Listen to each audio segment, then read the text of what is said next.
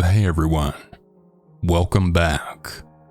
This is a very long one, and all my videos moving forward are going to be long, so I hope you enjoy all these stories. There's a lot of dark stories in this video. I recommend checking the timestamps for certain stories that you might not want to hear, ranging from sexual assault to murder. If you're all ready, let's go ahead and get started. And remember to always stay hungry. The Smiling Man. I'm aware that the title sounds like a horror movie or creepypasta, and if I hadn't lived it, I would think it was.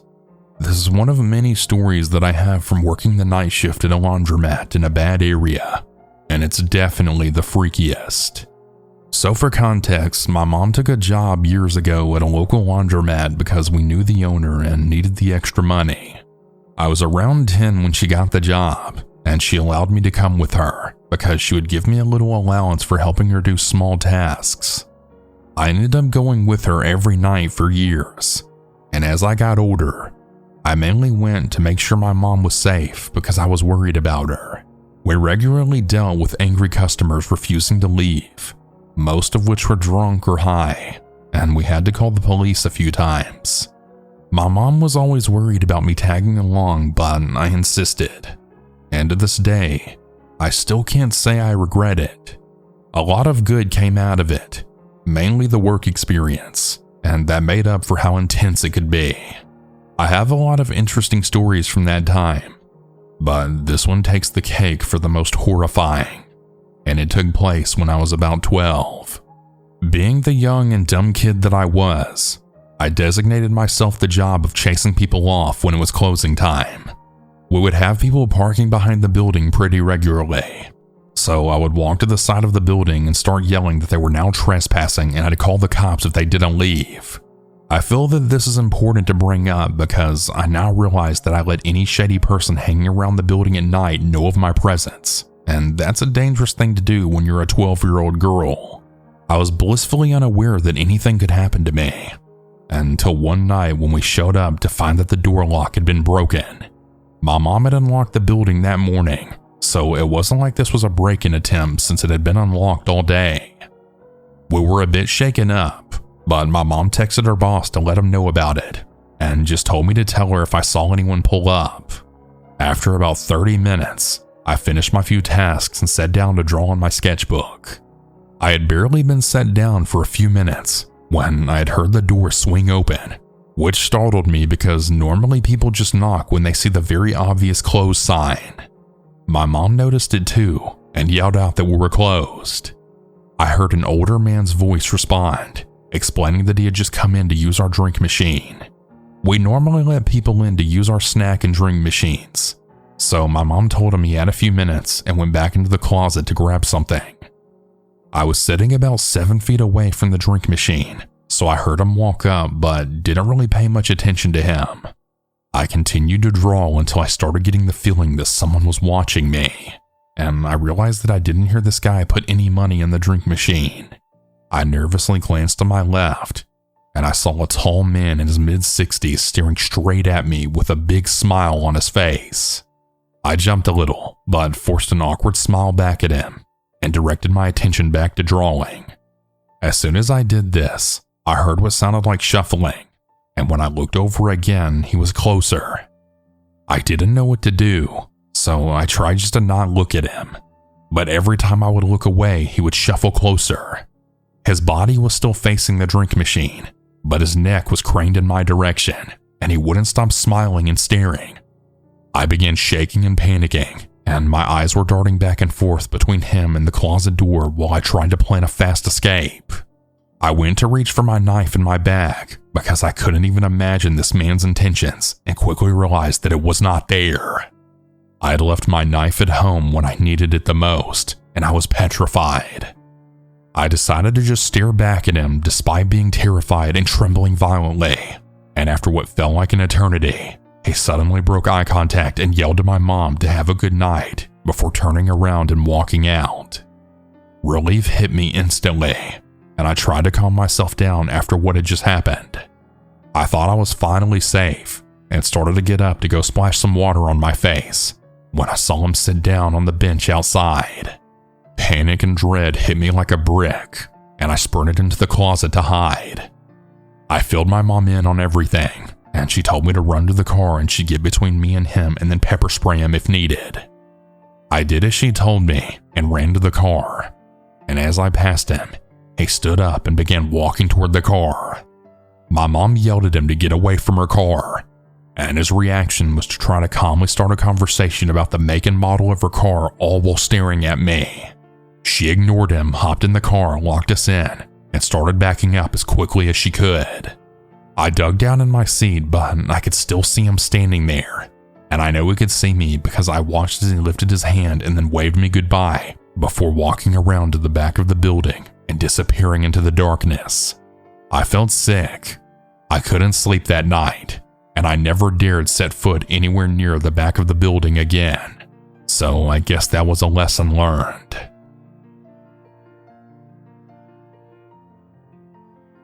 My online stalker. Disclaimer: always report incidents like this to trusted adults and authorities immediately. Please do not handle similar situations the way that I did. It began this summer before I entered high school in 2018 with just innocent messages on Facebook. I never understood why he continued to message me. After a couple of days of him texting 6 to 7 times in a row without a reply, he stated that he was 26 from my hometown but stationed elsewhere in the army, and he had plans to find a young wife to cherish. I made it clear that I was 14 and uninterested. Then I blocked his account. The next day, he made another account calling me baby girl and telling me that I was what he wanted in a wife. This wasn't the first time I had to deal with an older man interested in me. Naively, I muted the chat and moved on with my life. I stopped thinking about him, enjoyed my summer, and then started high school. Everything was going great until the packages started to arrive. First, a necklace with his name on it, then one shaped like a heart. They had receipts and were expensive. I was terrified that he had found my address, so I showed my mom everything. My mom tried to return the gifts, not sure why that was her reaction, but he refused. Showing my mom the messages was the first time that I'd actually ever read any of them. They were weird, and some were about eloping with me when I turned 16. My mom found out that he went to high school with both of my older siblings. My sister recalled him as a weird anime nerd, and he was always friendly towards my brother, also an anime nerd. I ended up blocking a few more accounts and tried to ignore what I thought wasn't that serious of a situation. After this, we never spoke of him again. One afternoon in November of my freshman year, I was in gym class with friends when I had received a call with no ID. My friends told me to pick up, thinking it was a telemarketer or spam that we could mess with. We all heard something along the lines of, "Hey, I'm waiting outside of gym for you whenever you get done with class." We thought it was just another friend pranking us, laughed, and just moved on.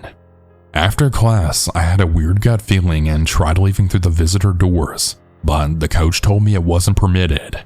I walked out, and there he was.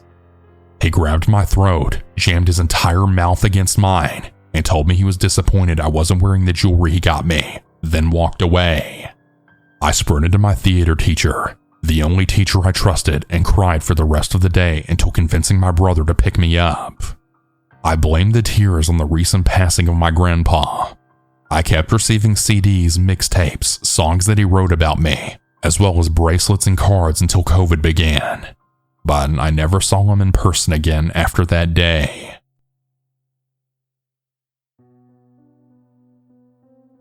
The Donut Shop Creeper. I just read another user story about the smiling man at the laundromat, and it instantly transported me back to a similar high school memory. I was about 15 or 16, and my older brother that went to the same high school as me would drive us to school most days of the week when our parents stopped wanting to get up early since we both had zero period that began at 7 a.m. One day on the way to school, we had stopped at a donut shop that was in sort of a remote part of town on a stretch of highway. It was still kind of dark outside before 6:30 a.m. This was in the late 90s or early 2000s, before it was common for teenagers to have their own cell phones, so I didn't have a way to call or text. This shop had nothing around it except trees and a stretch of empty land. The parking lot was too big for how small this place was.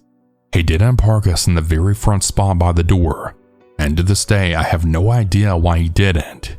He parked about a row and a half from the front and walked in. No one was at the counter, so I watched him wait for service. While he was waiting, my eyes wandered and panned suddenly to a man's face staring daggers at me from one of the tables in the shop. It was very startling. Like in movies when they look through binoculars and see someone staring at them through the scope.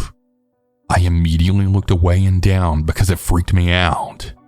At first, I thought maybe the man was tired and was just kind of spacing out because of how early it was. But I felt his eyes on me after a few minutes, and although I fought myself to look up, I glanced up and he had a creepy smile on his face. He had short bobbed hair like a dude would have had in the 70s. I looked at my brother and it felt like an eternity as he picked the donuts. He had turned around once and I tried to get his attention, but he turned back around to keep choosing. When my brother was talking to the cashier, I noticed the man at the table get up.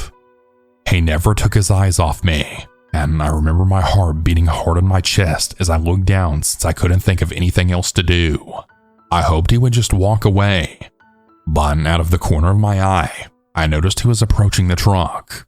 My first thought was to reach over and honk the horn as loud as I could, but he was already about one stride away from the driver's side, and I had then noticed the door hadn't auto-locked. It was the kind that had the little pop-up button lock. I only had seconds to choose to lock the door or honk the horn, so I practically leaped over and remember slapping down on the lock button. Not but 2 or 3 seconds later, the man pulled on the door handle. He turned to walk away, but then turned again and tried to pull harder. I then honked the horn to get attention, but I saw my brother had walked to the other side of the counter out of view. After I honked a second time, the guy walked off past the car across the street where it was a bit wooded before the highway resumed. When my brother came back, he asked why I was honking and being impatient because it was still early and we wouldn't even be late. After I told him some creep tried to get in, he drove around the area, but no one was around since it had been like 5 more minutes before he got to the car. Encounter with a killer. I live in Pennsylvania just outside Philly, and the following happened just a few years ago. It was a late November evening and my wife and I were craving hot wings. A quick search brought up a new joint in Royersford, Pennsylvania that had just opened. I put in an online order and zip on by. The man behind the counter, a middle-aged African-American gentleman with a jovial disposition and a hearty laugh. We talked about the Eagles while he got my food ready. I thanked him and left. A few months later, he's on the news for killing his business partner, apparently over a money dispute. She had funds and he wanted them for a new location, but she refused. He buried her out in an industrial area and parked her car elsewhere. The police found evidence of him being in her car, several failed attempts at access to her Cash App and Venmo account, evidence of a struggle in her home, and before long, Chicken Wing Guy was arrested, tried and convicted of his business partner's murder. I didn't connect it until later that this was the same guy after an article named the business he owned, the very restaurant I got wings at those few months prior. The wings weren't all that good either that I recall. Don't ever tell strangers you're traveling alone. Now that I, a 23-year-old female, am back from Germany, I've had some time to think over the events of my trip. But it's hard to think positively considering what happened to me the last night in Stuttgart, and I'd like a place to talk about it. I'd spent about 2 weeks traveling Germany for the Euros, and considering how many fellow Scotland fans were over for the games, I never felt completely alone, despite being a solo traveler in a foreign country. I guess I became too naive in how I trusted the older groups of Scots who'd buy me drinks and chat with me all night about where they're from, who they knew. Just typical Scottish chats. I let my guard down. That last night in Stuttgart happened like most other nights in Germany. I'd be by myself and would get noticed by a group of older men or women who'd inquire as to who I was with. When they heard I was alone, they'd remark at how brave I was as a good-looking lassie, being here all by myself. I'd then be integrated in the group, drink with them, celebrate with them, and that night cry with them after Scotland lost. Determined to enjoy my last night, I said goodbye to my new friends and donned on a short white dress draped in my Scotland flag and went out looking for a good place to drink and dance with strangers I'd never meet again. I met a few people that night, but it was while I was alone that I met him.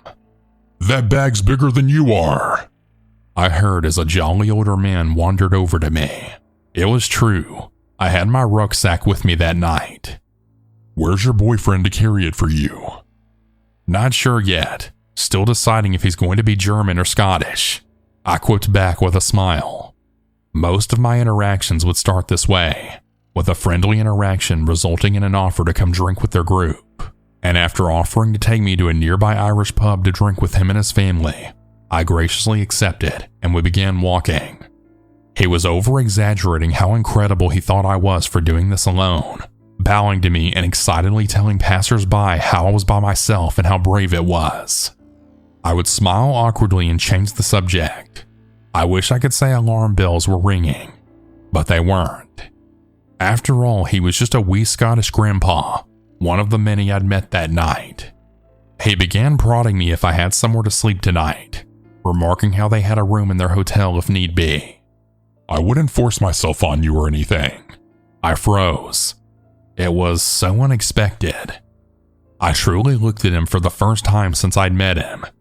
He was a relatively short man, taller than me with a larger build and wrinkles to match the white hair that was poking out from underneath his Scotland cap.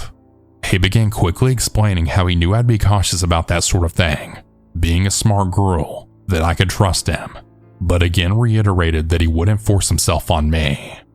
I laughed nervously, as all the beer I'd drank earlier seemed to drain from my body, and I began taking in my surroundings. "Where did you say your family were again?" "Just in an Irish pub up this hill. So like I was saying." I didn't really pay much attention to him. We were still on the populated main street of Stuttgart, but the numbers were dwindling the further we went. My ears pinged an alert to my brain, signaling I had just missed something important or horrifying. So I mustered up a smile and politely asked, "What did you say? Sorry." "That I'm vegetarian because I killed my 44th man in a vegetable field. Oh, I've been deployed in loads of countries. The first 6 lives I took were in Ireland." My blood ran cold. I'm a descendant of Irish immigrants who fled to Scotland to escape the brutality of the Troubles in Ireland. Did this man kill my family? "Killed 12 in Iraq." I could only listen to parts of his ramblings as I began desperately planning my escape, locking eyes with every person that walked past. There weren't many. We had almost reached the top of the main street now. "Why are you so tense all of a sudden?" The words brought me back to the conversation. "You know, I can read you like a book. I'm doing this all for you, see? I want to protect you. And Molly, I can guarantee you right now you don't realize how much danger you're actually in." I felt a gentle tap on my shoulder, spinning around to see a young German man smiling at me. He motioned to my flag. "I love Scotland. Is there anywhere to eat around here?" I blurted out, staring at him, praying I'd turn around and the old man would be gone. Brief confusion crossed the German's face before the old man began rapidly jumbling up the sentence. "Sprechen Sie Deutsch?" in an attempt to sound as if he was speaking German. "Essen," I whispered. The young man pointed in the direction we had just walked from. "There's a McDonald's down there." I turned back to the old man whose look I could only describe as emotionless, as if he was staring through me like I was no longer there. I felt another cold shiver before smiling. "I'm gonna go grab something to eat, but I'll meet you in the Irish pub later." As if snapping back to his jolly self, the man quipped, "Now don't be like that.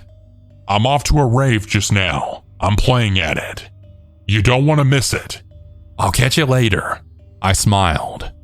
The man's face again dropped into a blank stare before he turned and walked off. I think the German man called after me, but I didn't hear him. I kept my head down and walked wherever my feet wanted to take me. I couldn't think, only walk. I don't know how I got to the train station nor how I got to the hostel. There were no Irish pubs in Stuttgart, or at least not in that direction. So I guess I'm going to end my story with this.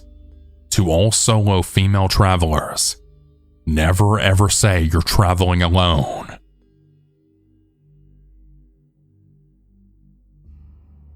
The Goblin Mask. I've been lurking on this sub for a while and really enjoy reading people's experiences. I recalled a story of my own from my childhood I had mostly forgotten. Here it is. I'm a 36-year-old male, and my parents divorced when I was around 4 to 5 years old. During and after the divorce, my brother, who we'll call Chris, my mom and I moved into a small 2-bedroom apartment townhouse. Now, this is not the nice townhouse you may imagine.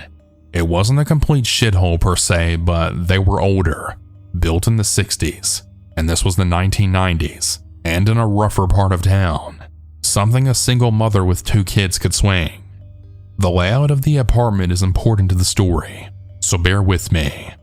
When you walk in the front door, the kitchen is immediately to your left, and there's a short entrance hallway in front of you. The kitchen has an open countertop area that looks into the dining spot for a table and a split-level living room and den area that also had sliding glass doors leading to the backyard. There was a playground there. And the hallway entrance again, on the right is a staircase leading up to my mom's and my brother's rooms. One day after school, my brother and I were playing out in the backyard on the playground, doing our kid stuff, when my mom told us that she wanted to go check the mail.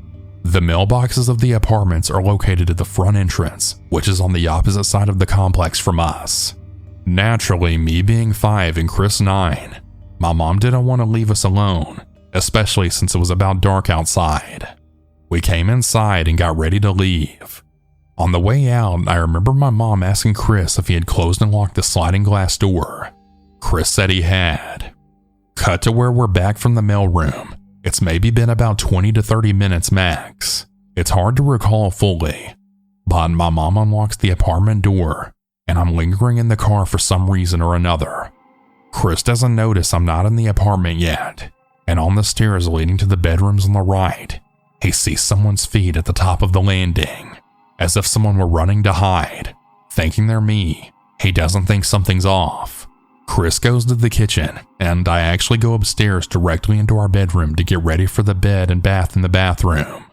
My mom is at the table in the dining area near the split-level living area downstairs. While I'm completely clueless getting ready for bed in the bathroom, Chris from downstairs keeps hearing someone walking around in my mom's bedroom.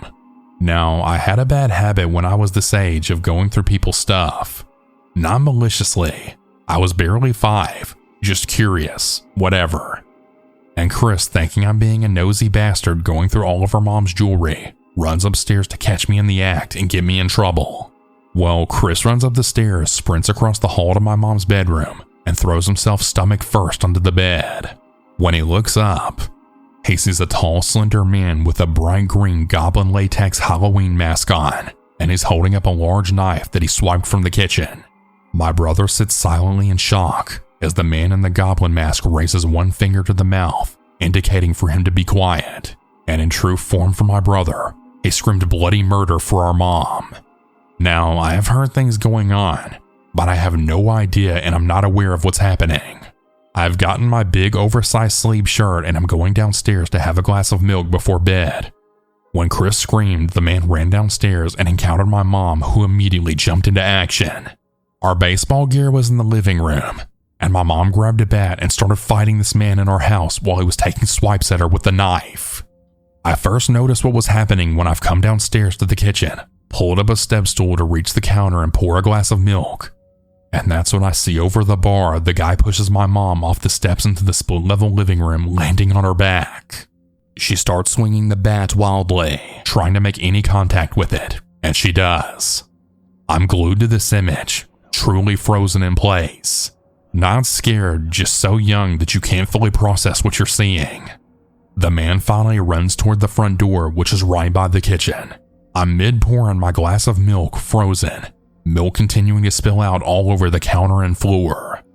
He stops and turns directly to me, and in that green goblin mask with the knife, screams a primal deep sound of rage and frustration, and then slams the door so hard the whole place shakes. I continued standing on my stool, pouring my milk everywhere, frozen for I don't know what could have been a second but felt so long.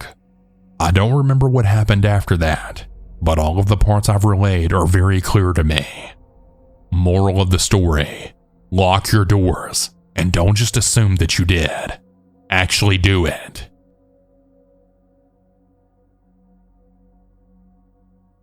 The Crazy Ex. Hello everyone. I'm very new to posting here, so please bear with me.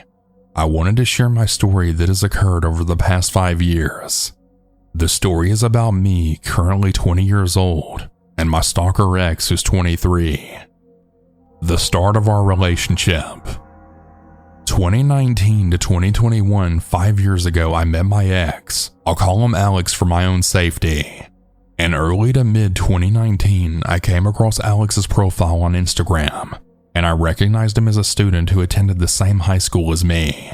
I always thought he was attractive, so I followed him on Instagram, and to my surprise, he actually responded to one of my stories.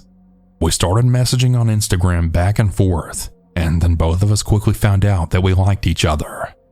We started calling each other and sleeping on the phone. One night while I fell asleep on the phone with Alex, I heard his voice coming from the phone, whispering something like, "I would totally R-word you," and things along that manner. I thought I was just hearing things, so I brushed it off and thought I was just dreaming. Eventually, me and him started dating and going on dates. Everything was going pretty well, except for the fact that when he would kiss me, he would bite me extremely hard to the point that it would make me bleed. I told him multiple times not to do it, but he would always continue. A couple of months into dating, a girl had made a video on Instagram claiming he was a cheater, but he denied it to me that he even knew this girl, and I believed him. 10 months of dating went by, and a friend sent me a screenshot of him being active on Tinder. I immediately broke up with him after that. A couple of months later, I had started dating someone new. During this relationship with my new partner, Alex would blow up my phone with messages and calls. I decided to block him. He then started driving past my house every single day. At this point, I had my first job, and he would eventually show up there too. I even moved jobs and he found me there as well. Now, getting back together, which was 2021 to 2023, the situation eventually died down. Randomly out of the blue, I get a flower delivery of pink roses. It had Alex's name on the card attached, but nothing written. Being the stupid 17 to 18-year-old senior I was in high school, I actually unblocked him and thanked him. He asked to hang out, and I willingly went to hang out with him soon after we started texting. My 17-year-old self thought it was cool to be dating a hot, well-known older boy, so I eventually fell back into Alex. After a couple of times of hanging out, we had started dating again. I eventually lost my V card to Alex, and we started regularly sleeping with each other. One day he texted me saying he had a surprise for me. Then he sent me an iCloud file. I opened the file, and it was a video of us having sex. I had no idea he recorded us having sex. I couldn't even consent. I was 17 at the time and he was 20. Again, stupid 17-year-old me stayed with him regardless of the red flags. Eventually, our relationship became sexually and physically abusive. One night, he sexually assaulted me while intoxicated and unconscious and left bruising on my head and abdomen. A couple of days after that, I decided enough was enough and I broke up with him. Now for the stalking. This was around 2023 to 2024. Immediately following the breakup, he would constantly text and call me. He would beg for me to see him. I kept denying, but he kept going. He would threaten to come into my house in the middle of the night while I was asleep. This happened for a couple of months. During this time, I met someone new and we started dating. I was having trouble with my mom, and my new partner asked me to move in with him. Somehow Alex found out where me and my new partner were living, so he started showing up at our place. We documented everything from our cameras and ended up filing a restraining order against Alex. We got granted a temporary order until our hearing. Our hearing day came, and the judge extended the temporary order to let things cool down for 6 months, and if he breaks the order, the judge will grant a long-term order at the next hearing. Within days of extending the temp order, Alex violated it by parking in front of my house on multiple occasions. I called the cops multiple times, but never even gave him a warning. One day while I was working, I got a call from my local police department that Alex tried purchasing a firearm, which violates our order. They just warned him not to do it again and had to let me know for my safety. Obviously, knowing your crazy ex has tried purchasing a firearm is crazy in itself. The following days, he would follow me to work and stand in front of my boyfriend's truck in the early hours of the morning. This is the most current and fleeing. In 2024, he would start tailgating me on my way to work or swerve in front of me in his car. Me and my boyfriend moved somewhere else, but still in the same city. Somehow Alex still managed to find us. My boyfriend decided that if the cops weren't going to help us, then we would need to leave the state. We ended up packing up everything in the middle of the night and driving a state over to where my boyfriend's family lives. I've been here for about 2 months. Me and my boyfriend found good jobs, and we plan on leasing our own apartment soon.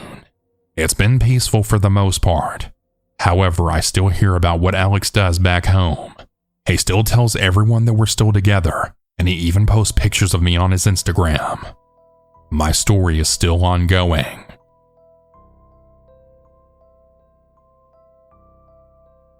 The high school stalker. This incident happened back when I was a sophomore in high school. I'm now a 27-year-old female, but I would like to keep myself anonymous for the sake of the story for reasons you'll understand. Our school was notorious for getting transfer students, so I didn't pay much mind when 2 new students arrived at the beginning of that year. They were twins who, for this story, I will call David and Kyle. Right from the start, everyone could tell that there was something off about these two. They kept to themselves, would whisper everything, and were always glaring at everyone, teachers and students alike. Have you ever met someone who gave off the vibe that they were going to be a serial killer one day? Yeah, that was these two. Maybe a couple of months into the school year, I noticed that one of the twins, Kyle, seemed to be paying more attention to me than usual. He would hover by my locker, sit closer to me in the cafeteria, and would always be staring at me whenever he thought that I wouldn't notice. Everything seemed to take a turn when my best friend thought it would be funny to ask Kyle to give me a hug while we were eating lunch. Even though I was clearly uncomfortable, my friend did not let up, and I ended up getting that incredibly awkward hug. From that day forward, things started to get much worse. As the weeks went by, the stalking got worse, and I was starting to feel incredibly paranoid. Even a couple of my teachers noticed what was happening and tried their best to keep me as far away from Kyle as they could. I attended a very religious private school, and that came with the typical misogyny and unfair treatment. Girls were suspended for wearing tank tops, having hair above their shoulders, and I even saw a couple of girls get expelled for being pregnant. But as they always said, boys will be boys. Anyway, homecoming was coming up and all of us were getting excited about our dates and picking out our dresses for the dance. I decided to go with my best friend because neither of us wanted to deal with finding a date. I don't know why I didn't see this coming, but Kyle stopped me in front of the cafeteria one day. He got on one knee with a rose and asked me to be his date for homecoming. Thank God my best friend was there when he asked, and then informed him that we would be going together so I didn't have to deliver an awkward rejection. Kyle said nothing. He just got up and walked off without looking at anyone. I felt terrible. As creepy as he was, I never wanted to hurt anyone's feelings. The stalking seemed to die down for a few days, which I was thankful for. I thought that maybe he finally got the hint and I wouldn't have to worry about all this anymore. I was very wrong. Now, instead of trying to talk to me or sit close to me, he began filming me using his phone. Every time I would look over, I could see the red light on his phone and it was always pointed towards me. I never even had the thought to bring this to the attention of a teacher, because what would they even do? Boys will be boys after all, right? It was the Friday night of homecoming. There was the typical football game and I was a cheerleader. Kyle and David had never been to a football game before, and I was extremely thankful for that. But tonight, to my horror, I looked up at the audience and saw Kyle in the stands, giving me that same creepy stare and holding up his phone with that same red light. He wasn't even trying to hide it. Even my coach noticed and he escorted me off the field and to my car after the game, which I am thankful for, don't get me wrong. Still, this was the third adult that had seen him do this, and no one stepped up to help me. I felt stuck. I was so excited to go home that night and be somewhere that I felt safe. How wrong I was. After eating dinner and taking a quick shower, I finally got to sleep after a stressful day. I woke up in the morning to the creepiest voicemail I have ever received. I was horrified. I have no idea how Kyle even got my number. The voicemail went something like this. Hey, it's Kyle. I just wanted to say great job last night. I know I haven't been to any of your games, but I'm glad that I got to see you at this one, and I'll be coming to every single game from now on. If you ever want to talk to me, I can only call when my parents are gone on Saturday mornings because I'm not allowed to talk to girls on the phone. Anyway, I just wanted to say great job again and thank you for the amazing videos I was able to get. Okay, see you at the next game. Bye. I didn't even know what to do. I was too afraid to tell my parents as they had the same mentality as the authorities at the school. Instead, I showed the voicemail to my senior friends on the following Monday to get their thoughts about it. They all just thought it was hilarious and said that he probably meant no harm. Everyone around me thought this whole situation was so funny that I tried to do the same despite the growing concern. Then one day, it was all over. No more stalking, no more videos, no more creepy stares. The twins just disappeared. One day in the middle of the year, they just didn't come back to school, and they were never seen again. No one had any answers as to why. No trace of them could be found online, and since they kept to themselves, no one had contact with them or their family. It was like they were never there, except for me. I knew they were there, and it caused me trust issues for many years to come, and even to this day, I don't 100% trust anyone that I don't really know. To the creepy twins, especially Kyle, I really hope that you didn't become the serial killers everyone thought you would be.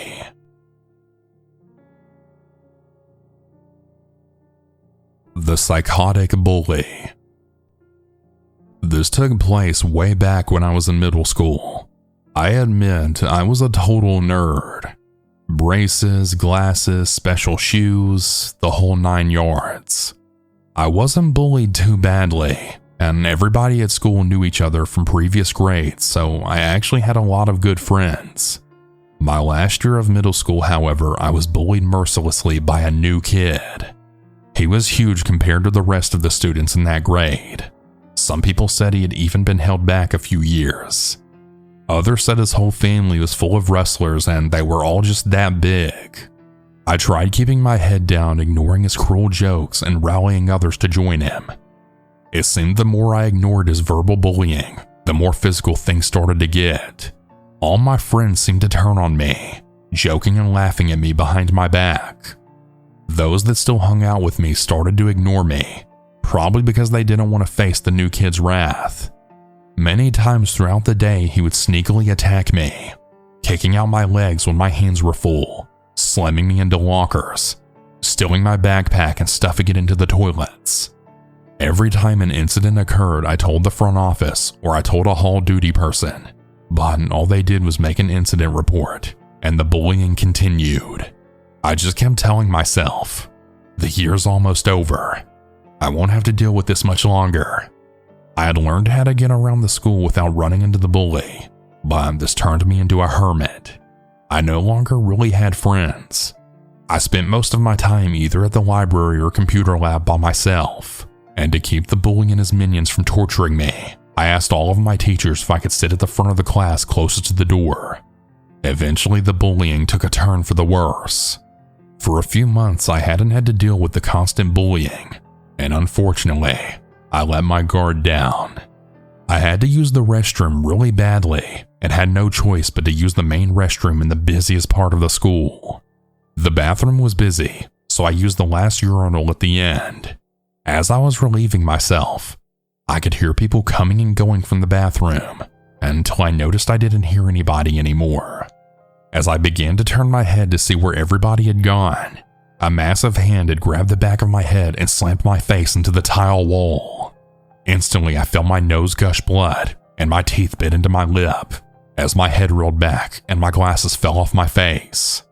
My glasses had been cracked right on the bridge. As I watched them slowly fall to the floor, I was then kicked in the back into the urinal. The flushing mechanism struck me in the neck and chin, splitting open my chin. I was dazed and wobbling. The bully then spun me around and then threw me into the wall. I slowly slid to the ground with my legs sprawled out. He then started laughing and pointing at me, saying I pissed myself. Of course, my pants were wet from being slammed into the urinal. So was my shirt. But my shirt was wet from a mix of blood, urinal water, and maybe even piss. He just stood there laughing as if he just heard the best joke ever. I realized at that moment that nobody had left the bathroom. Everybody was just standing there staring at me, mouths wide open looking at the bloody carnage on the floor that was me. The realization and embarrassment of everybody staring at me snapped me back into reality. As the bully was bent over laughing, I quickly scrambled to my feet defensively. I swung my backpack around to my chest, partially to cover myself in my drenched clothes and partially to protect myself from the bully. Once he noticed I was on my feet, he stopped laughing. Blood was dripping down my nose and onto my backpack. The bully looked at me up and down. He then turned his head to the other kids in the bathroom and then said, "Look at this guy. He takes a lick and just keeps on ticking." Then he looks back at me. "You think you're pretty tough, don't you? You think you're tougher than me?" I didn't say anything. I didn't think anything I said would help the situation. "Hey!" he screamed at me, and I jumped. He laughed at me again. "Oh, I thought you were a big old tough guy. You're just a scaredy cat. Hey, look at this guy. He's so scared he's pissing himself." As his head was turned, I thought maybe I could rush by him or maybe he'd just let me go. He stuck his arm out, stopping me. "Did I say you could leave?" I looked at the other kids in the bathroom, praying that somebody would at least get help.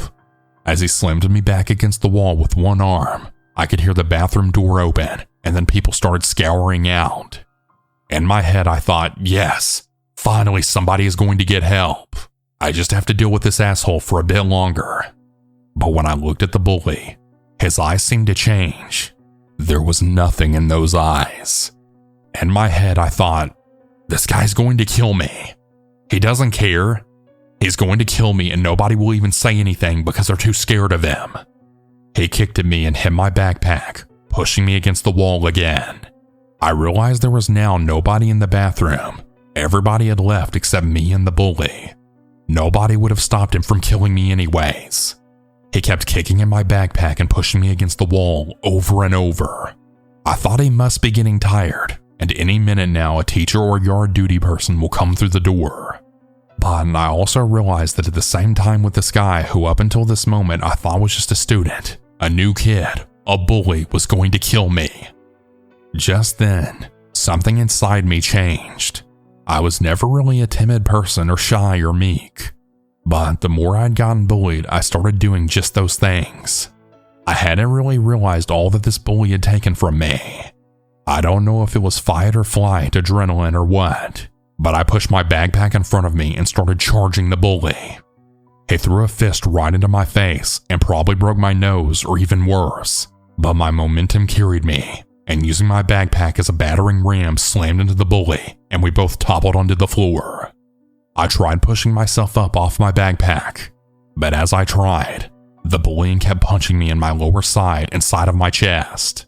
The punches didn't really hurt, but it kept me from getting my feet from under me. Every time I pushed myself up and off my backpack and bully, I kept pushing myself down as hard as I could, hoping it would be enough to hurt him so I could get away. The bully grabbed my arm, and in one swift move flipped me over so that now I was on my back and he was on top of me. He began to cock his arm back, so I covered my face. The punch landed on my ribs, and as I instinctively moved to protect my ribs, he punched me on the side of my face. I was in a losing battle. I could taste the blood in my mouth, and every blow to my face and ribs sent a convulsion throughout my body.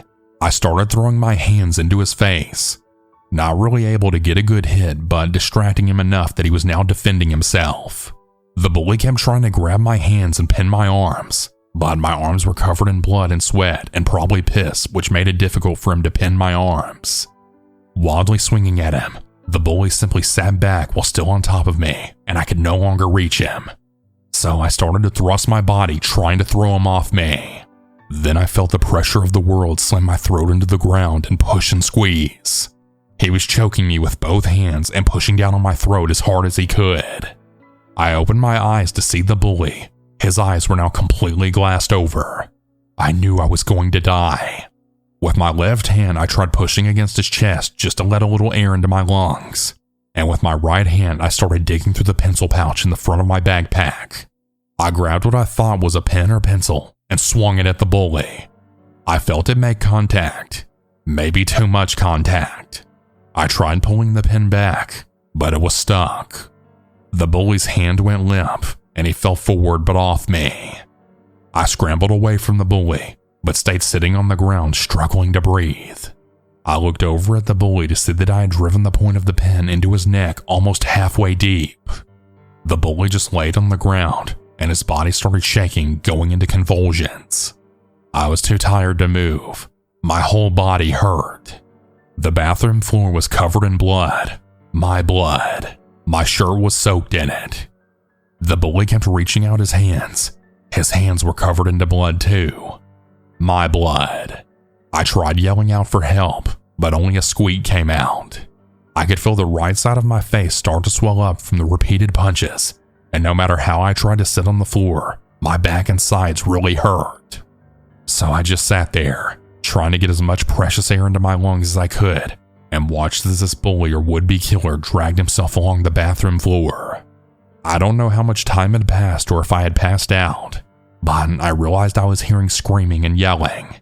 The bathroom was now filled with adults, teachers, and hall duty people. The bully had dragged himself to the other side of the bathroom away from me, but it stopped there. As some larger hall duty people were checking on him and noticing the pin sticking halfway out of his neck, a gaggle of female teachers were tending to me.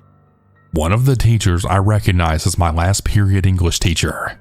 She looked at me and our eyes locked. She looked at my nose and face and gently tilted my head back to look at my neck. "Jesus," she said under her breath, but audible enough for me to hear. I gave her a little smile, and she told the other teacher to give her some wet paper towel to clean my face. She gently wiped the blood from my cheeks and mouth, being careful around my nose, but it still hurt. She started to wipe the blood from my neck, but it was still too tender, and I pushed her hand away and shook my head. My face was now really swollen, and it looked like I was a squirrel. They tried to lift me to my feet, but the pain in my side was too much, so they left me on the ground and called 911 for both me and the bully. EMS showed up soon after. They hoisted the bully into a stretcher. He was still alive, but twisted into a half-moon shape. The bathroom door opened as they left, and I could hear the gasps and, "Oh wow, whoa damn, what happened to him?" of the students in the hallway. While the EMS were looking over me, poking and prodding and asking me questions that I could only nod and shake my head slowly at, they brought another stretcher for me. But for some reason, I stood up on my own, winching from the pain. But I felt victorious? No, that wasn't the right word. I felt like I had just survived a bear attack, or what I assume a bear attack felt like. and thought the last few feet to the stretcher was like me crawling around and dragging myself out of the woods. I rolled onto the stretcher and closed my eyes to the bright fluorescent lights of the hallway. I heard a few of the girls gasping, even crying, probably at the sight of me on the stretcher covered in blood. Now with some more room to work with, the EMS people gently put my neck into a brace. As my head was lifted, I could see a few of my fellow students waving at me, some fist pumping, a few of them whooping and cheering. I didn't feel like I won that fight though. If anything, I cheated. Like I said, I felt like a survivor, not a winner.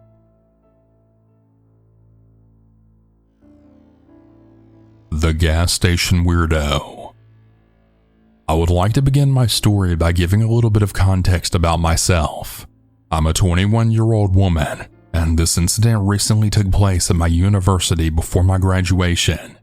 For the sake of anonymity, I don't want to share the name of my university, but I will say that it's in the Midwest of the United States.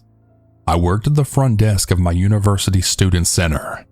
Since I held a management position there, I was often kept in the loop about lots of different things happening in the building.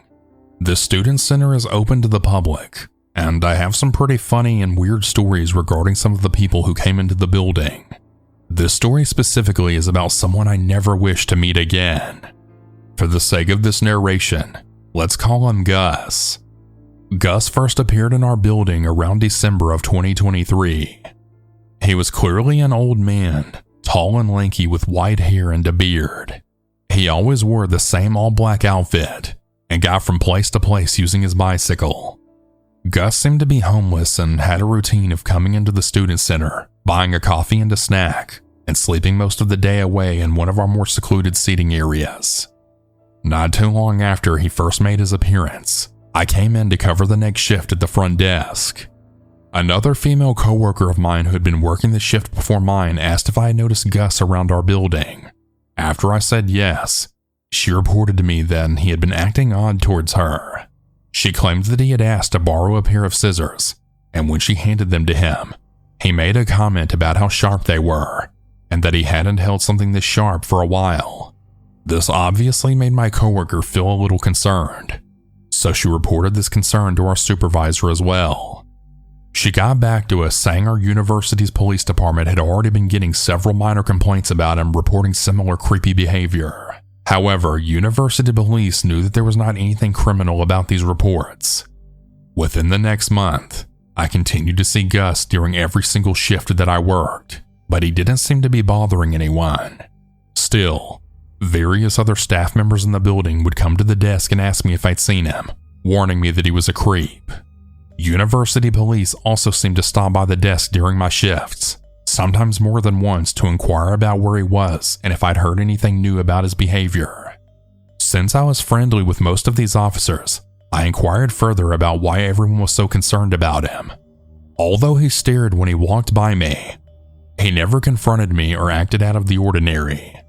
The officer I was speaking to informed me that Gus had recently been released from prison and that he had committed sex offenses towards minors.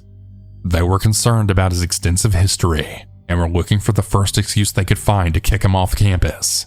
As the months went on, this continued. Gus would continue to stare, and I even saw him riding around my neighborhood a few blocks away from my place of work on several occasions. The police continued to monitor him as he got more and more reports about his odd comments and behaviors. Things finally got interesting in early April of 2024.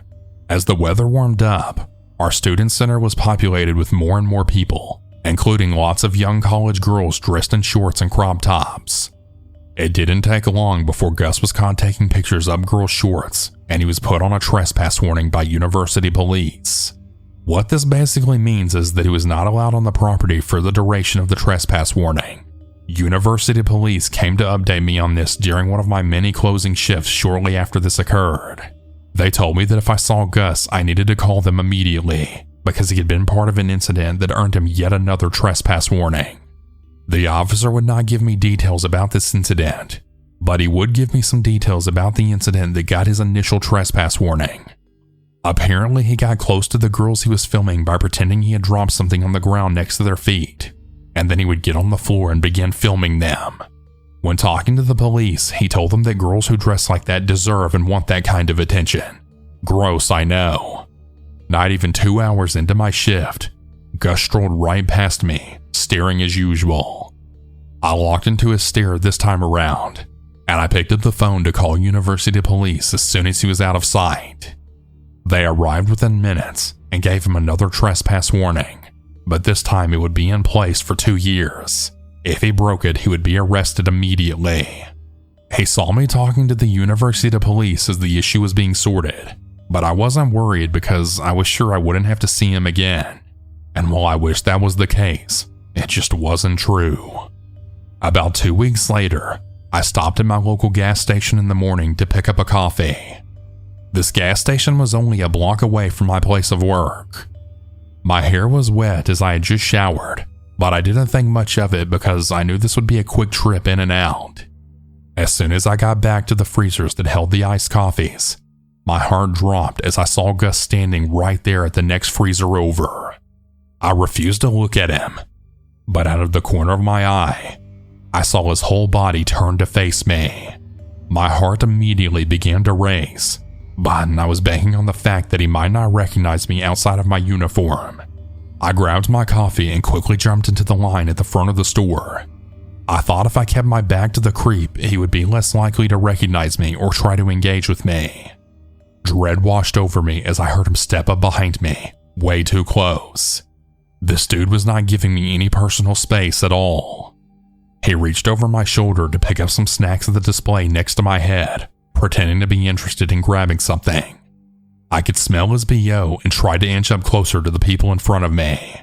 Suddenly, I heard something drop to the floor behind me.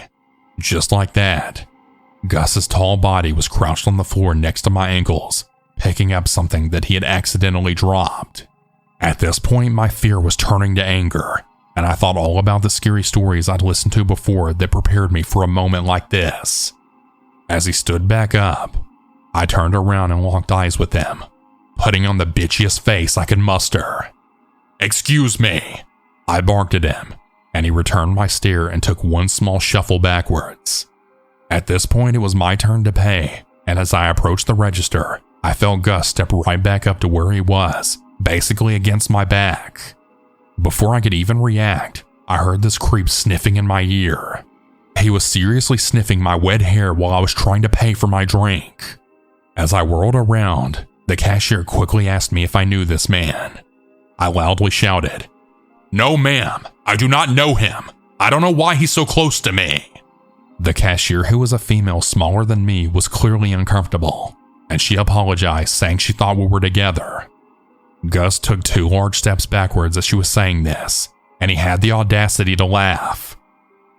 "Sorry," he said, putting his hands up in a mocking gesture. "I didn't realize I was too close." I left the store in a hurry, furious and shaking. He watched me as I peeled out of the lot and onto the street.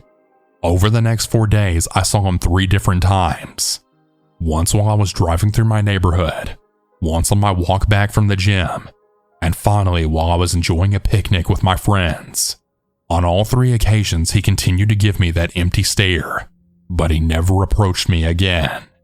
I'm not entirely sure if me running into him over and over was a coincidence or not, but either way, I was happy to move away from there after my graduation. I know that the story is not as eventful as many others you've heard, but the feeling of dread that the sight of this man sparks is very real. I have never had something like that happen to me in public before. I hope to never see Gus again. Hey everyone, that's about it for today's stories. If you have your own story that you would like to send, you can send it in at southerncannibal.com, or you can email it at southerncannibal.stories@gmail.com. I look forward to telling your story. Have a good night or good day, everyone. And remember to always